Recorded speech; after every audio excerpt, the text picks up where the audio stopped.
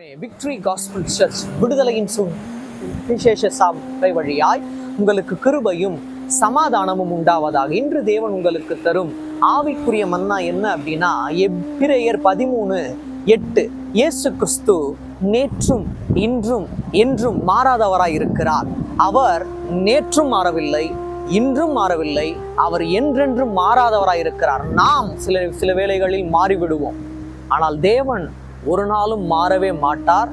அவர் நம்முடைய வாழ்க்கையில் மாறாதவராக இருக்கிறார். நம்ம கேட்போம் இல்லையா, மாறிட்டீங்களாப்பான்னு கேட்போம். நம்ம மாறிடுவோம். நம்ம மாறிட்டு அவரை மாறிட்டீங்களாப்பான்னு கேட்போம். அவர் அப்படி கேட்க மாட்டாரு. அவர் நம்மளோட வாழ்க்கையில் மாறாதவராக இருக்கிறதுனால தான் நம்ம என்ன கேட்டாலும் அதை தகுந்த வேளையில் தகுந்த ஒரு நாட்களில் நமக்கு தந்து நம்மை ஆசீர்வதிக்கிறார்.